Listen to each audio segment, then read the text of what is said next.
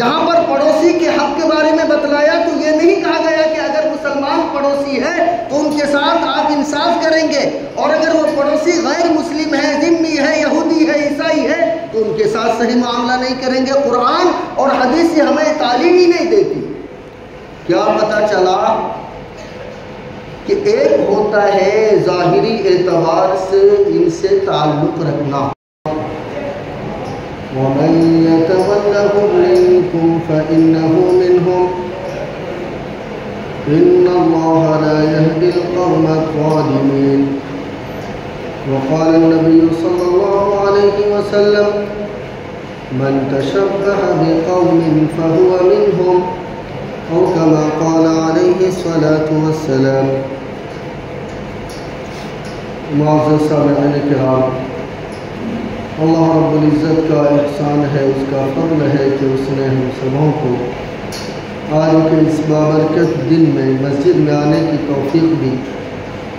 اللہ تبارک و تعالی ہم سب کے یہاں جمع ہونے کو قبول فرمائے۔ میرے دوستوں، سیرت نبویہ کے بہت سارے اوصاف کے متعلق میں نے بہت ساری باتیں آپ حضرات کے سامنے پیش کی۔ آج جو آیت میں نے آپ حضرات کے سامنے تلاوت کی ہے، اللہ تبارک و تعالیٰ اس آیت میں مسلمانوں کو ایک اہم پیغام دینا چاہتے ہیں۔ اس سے پہلے کہ میں اس آیت کا ترجمہ کروں، ایک دوسری آیت آپ کے سامنے مجھے پیش کرنا ہے۔ اللہ تبارک و تعالیٰ فرماتے ہیں وَمَا خَلَقْتُ الْجِنَّ وَالْإِنسَ إِلَّا لِيَعْبُدُونَ، کہ میں نے انسان اور جنات کو صرف اپنی عبادت کے لیے پیدا کیا ہے۔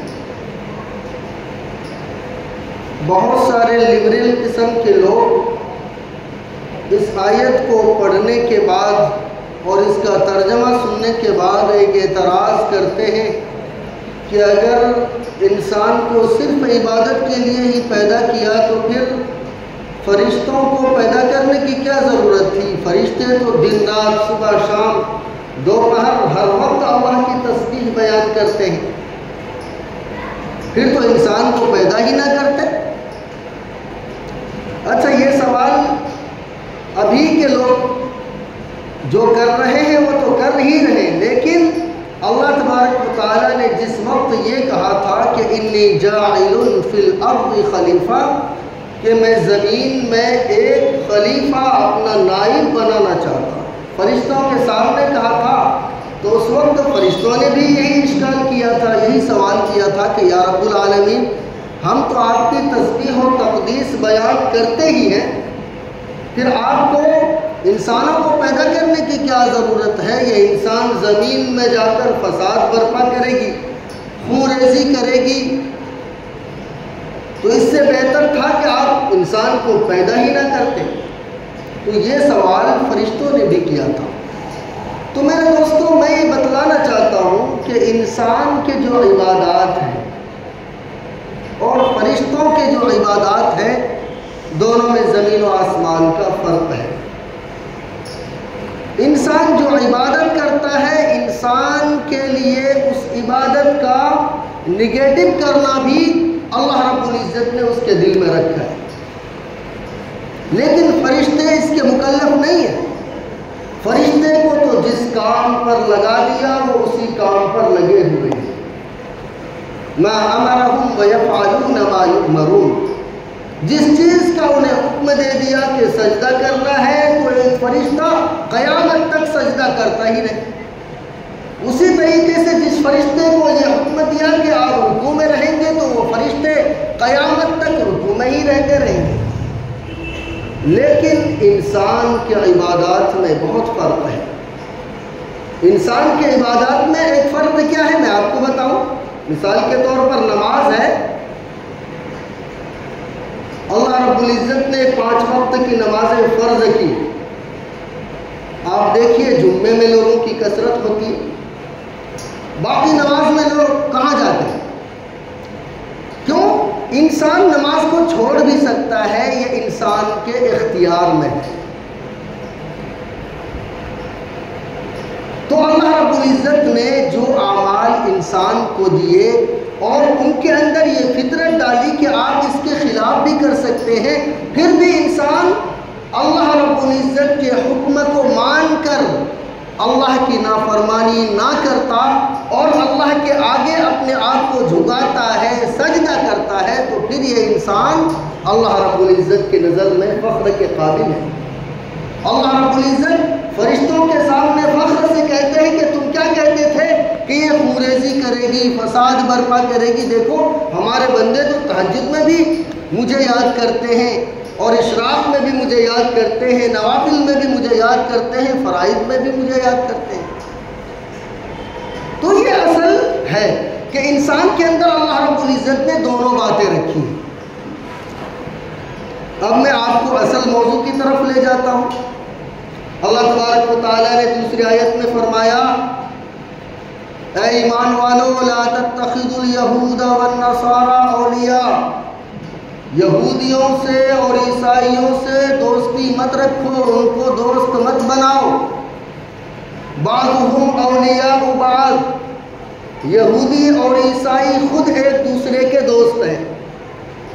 حالانکہ ظاہری طور پر آپ دیکھیں گے تو عیسائی کیا کہتے ہیں کہ ان یہودیوں نے حضرت عیسیٰ علیہ السلام کو مار ڈالا، ظاہری طور پر وہ دشمن بتاتے ہیں، لیکن قرآن کی آیت کیا فرما رہی؟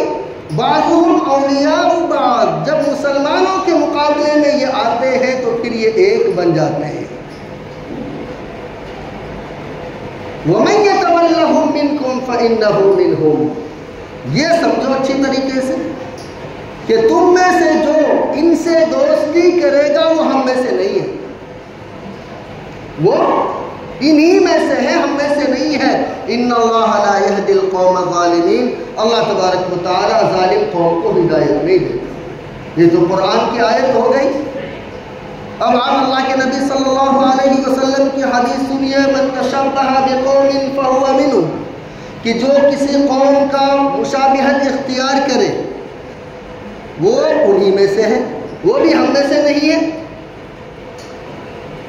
ایک طرف قرآن کی یہ آیتیں ہیں، دوسری طرف ایک آیت میں آپ کے سامنے پیش کرتا ہوں، لا ينهاكم الله عن الذين لم يقاتلوكم في الدين ولم يخرجوكم من ديارهم۔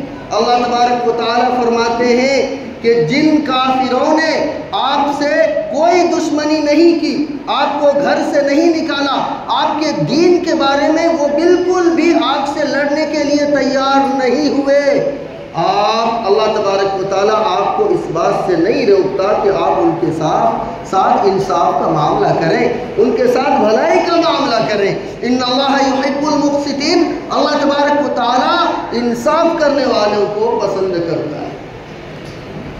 یہ دو آیت الگ الگ قسم کی آپ کے سامنے پیش کی گئی۔ ایک آیت سے ہمیں پتہ چلتا ہے کہ ان سے دوستی بالکل بھی مت کرو، دوسری آیت ہمیں یہ سبق دیتی ہے کہ نہیں، ان سے دشمنی بھی نہیں کرنی ہے۔ اب فقہا ہمارے کیا فرماتے ہیں اس کو سمجھیے۔ فقہا کہتے ہیں کہ اگر کوئی کافر مسلمانوں کے شہر میں بستا ہو اور اس کو کافر کہنے میں اس کی دل آزاری ہوتی ہو تو کافر کہنے والا مسلمان گنہگار ہے۔ آپ اس کو گالی نہیں دے سکتے، آپ ان کو برا بھلا نہیں کہہ سکتے، ان کے ساتھ انصاف کا معاملہ کرنے کا اللہ تبارک و تعالیٰ نے اور اللہ کے نبی نے ہمیں تعلیم دی ہے۔ جہاں پر پڑوسی کے حق کے بارے میں بتلایا تو یہ نہیں کہا گیا کہ اگر مسلمان پڑوسی ہے تو ان کے ساتھ آپ انصاف کریں گے، اور اگر وہ پڑوسی غیر مسلم ہے، ذمہ ہے، یہودی ہے، عیسائی ہے تو ان کے ساتھ صحیح معاملہ نہیں کریں گے۔ قرآن اور حدیث سے ہمیں تعلیم ہی نہیں دیتی۔ کیا پتہ چلا کہ ایک ہوتا ہے ظاہری اعتبار سے ان سے تعلق رکھنا۔ مثال کے طور پر مراد آباد شہر کو دیکھ لیجئے، یہاں پر اکثر کاروباری معاملات میں ایک دوسرے سے جڑے ہوئے ہیں۔ ہندو مسلم کا محتاج ہے، مسلم ہندو کا محتاج ہے۔ جب تک ایک دوسرے سے نہیں جڑیں گے یہ گاڑی چل ہی نہیں سکتی، تجارت والی، کاروبار والی۔ تو ہمیں ایسے موقع پر کیا کرنا ہے، شریعت کیا کہتی ہے؟ قرآن اور حدیث سے ہمیں کیا سبق ملتا ہے، اصل ہمیں اس کو سمجھنا ہے۔ مثال کے طور پر ابھی دیوالی آنے والی ہے نا، ابھی کچھ دن پہلے دشہرا کا ان کا تہوار تھا۔ ہم نے بہت سارے معزز لوگ جو اپنے آپ کو پڑھے لکھے کہتے ہیں، ان کا بھی اسٹیٹس یہ دیکھا ہے کہ دشہرا مبارک ہو۔ اب دیوالی آنے والی ہے، 2-4 دن میں ہمارے نوجوانوں کے یا ہمارے جو کہتے ہیں کہ بہت پڑھے لکھے لوگ ہیں، آپ ان کا اسٹیٹس دیکھیے گا، دیوالی مبارک، ہیپی دیوالی۔ تو کیا یہ کہنا درست ہے؟ آپ نے کسی فقہا سے، کسی عالم سے، کسی مفتی سے معلوم کیا؟ ایک طرف ان کے ساتھ انصاف کا معاملہ ہے، آپ ان کے ساتھ خوب انصاف کا معاملہ کیجئے۔ اگر وہ بیمار ہے ان کی عیادت کے لیے آپ تشریف لے جائیے، اگر وہ ہاسپٹل میں ایڈمٹ ہے آپ ان کو دیکھنے کے لیے جائیے۔ لیکن جن کاموں میں وہ کسی اور کو پوجتے ہیں، ایسے کاموں میں ان کو مبارکباد دینا یہ حرام ہے۔ اور آج کل کے نوجوان کیا کہتے ہیں کہ پتہ نہیں یہ نئے نئے لوگ کہاں سے پیدا ہو گئے، کیا کوئی ہیپی دیوالی کہہ دینے سے کافر ہو جاتا ہے؟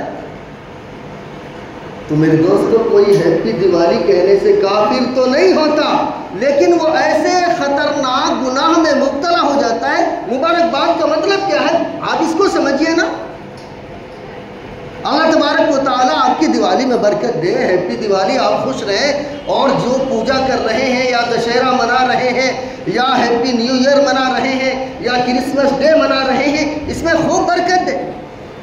ایک آدمی گنیش کی پوجا کر رہا ہے، آپ اس کو برکت دینے کی دعا کر رہے ہیں، مبارکباد دے رہے ہیں۔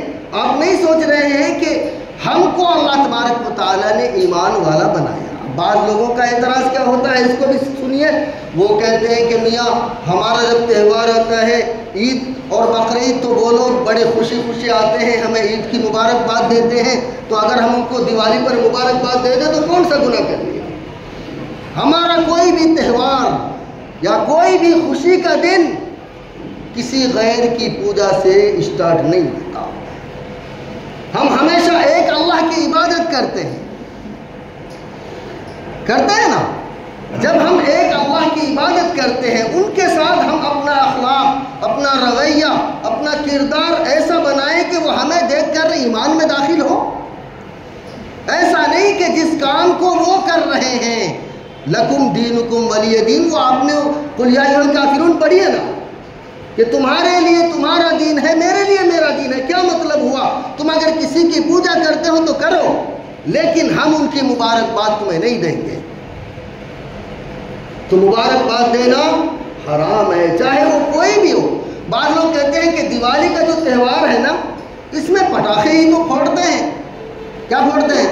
پٹاخے پھوڑتے ہیں، اس میں کسی لکشمی کی یا کسی اور کی پوجا تو نہیں کرتے۔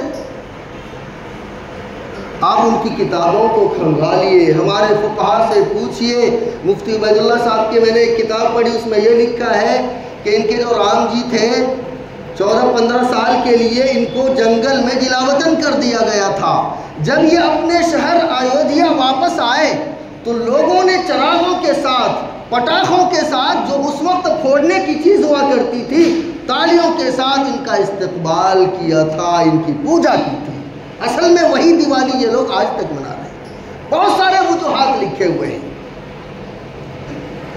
تو اصل تو بیان کرنے کا مقصد یہ ہے کہ ہم کو اللہ تبارک و تعالیٰ نے ایمان والا بنایا، اور اللہ کے نبی کی حدیث ہے کہ جو کسی قوم کی شباہت اختیار کرے، مشابہت اختیار کرے، وہ انہی میں سے ہے۔ تو پھر ہمارا قیامت کے دن کیا حال ہوگا؟ اچھا، ایک مسئلہ اور بھی سمجھتے جائیں۔ دیوالی میں جو ہمارے غیر مسلم بھائی ہیں، بہت بڑی تعداد میں وہ مٹھائی تقسیم کرتے ہیں، مٹھائی خریدتے بھی ہیں، ان کے جو مسلمان دوست ہیں، یار ہیں، ان کے گھر بھی مٹھائی پہنچاتے ہیں۔ یا اگر دکان ہے ان کے پڑوس میں تو دکان پر جا کر مٹھائی پہنچاتے ہیں، تو پھر ایسے وقت میں کیا وہ مٹھائی کھا سکتے ہیں؟ سوال ہے۔ تو فقہاء نے اس کا یہ جواب دیا کہ پہلے تو ہم یہ دیکھیں گے کہ ان کی کمائی حلال ہے یا حرام ہے۔ اچھا آپ یہ کہو گے کہ حلال حرام سے ان کو کیا مطلب، وہ تو غیر مسلم ہے، حلال حرام تو ہمارے لیے ہے۔ ہمیں یہ دیکھنا پڑے گا کہ ظاہری طور میں آیا اس کا کاروبار شراب کا تو نہیں ہے، اس کا کاروبار خنزیر کے گوشت کا تو نہیں ہے، یا کوئی ایسا مسئلہ ہے جو ظاہری طور پر حرام ہے۔ اگر ایسے کاروبار کر رہا ہے اور اس پیسے سے وہ مٹھائی خرید کر ہمیں دے رہا ہے، تو پھر ایسے وقت میں ہم مٹھائی نہیں کھا سکتے، وہ ہمارے لیے حرام ہو جائے گی۔ دوسری بات، ایک غیر مسلم بھائی کسی مٹھائی کے دکان پر پہنچتے ہیں، وہ آدھی کلو 1 کلو مٹھائی آپ کے لیے پیک کرا کر سیدھے آپ کے گھر پر لے کر آتے ہیں، آپ کو دے دیتے ہیں۔ بے شک آپ کھا سکتے ہیں، اس میں جائز ہے۔ فقہاء فرماتے ہیں کہ اگر انہوں نے اس مٹھائی کو کسی بھی دیوی دیوتا کے سامنے چڑھائے بغیر آپ کو اگر پیش کی ہے تو کھانے کی گنجائش ہے۔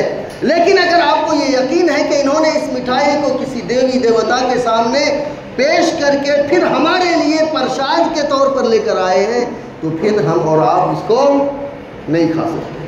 ہمارے بعض مسلمان بھائی کیا کہتے ہیں کہ ہمارا بیٹا کسی اسکول میں پڑھتا ہے، اب اسکول کے جو دوست ہیں نا، وہ ان کو کہتے ہیں کہ بھائی دیوالی کا تہوار ہے، خوشی کا موقع ہے، 2-4 پٹاخے تم بھی پھوڑ لو، ہم بھی پھوڑ لیتے ہیں۔ پٹاخوں کے بارے میں آپ سمجھیے نا، اللہ تبارک و تعالیٰ نے قرآن میں فرمایا یا ایھا الذین آمنوا قوا انفسکم واہلیکم نارا، یہ آگ ہی تو ہے، آگ سے کھیلنے سے ہمیں منع کیا گیا، آگ سے عذاب دینے سے ہمیں منع کیا گیا۔ اس دنیا کے اندر اگر کوئی انسان آگ سے کسی کو تکلیف پہنچائے یا کسی کو مارے، کسی کو جلا دے، تو وہ سب سے بڑا گنہگار ہے۔ کیوں؟ اللہ تبارک و تعالیٰ نے جو آگ تیار کی ہے، اصل میں سزا دینے کے لیے اللہ رب العزت نے آگ تیار کی۔ کسی انسان کا یہ حق نہیں ہے کہ کسی بھی جاندار کو وہ آگ سے جلا کر مار دے۔ اب آپ دیکھیے دیوالی کے 1 دن بعد کیسے کیسے اخبارات آتے ہیں کہ فلاں جگہ جھوپڑی جل گئی، فلاں کے آنکھ پھوٹ گئے، پیر جل گئے، بہت سارے اس طرح کے واقعات پیش آتے ہیں۔ تو آپ کسی کے بہکاوے میں نہ آئے، اپنے بچوں کو یہ بتائیں کہ یہ ان کا تہوار ہے، یہ وہ جانے، ان کا کام جانے۔ اللہ رب العزت نے ہمیں صرف 2 عیدیں دی ہیں، ہم انہی 2 عیدوں کو منا کر اس دنیا سے چلے جائیں گے انشاءاللہ۔ جب تک ہم بتائیں گے نہیں، بچوں کے ذہن میں یہ بات بیٹھے گی کہاں سے؟ تو انشاءاللہ ہم لوگ اس کی کوشش کریں گے نا۔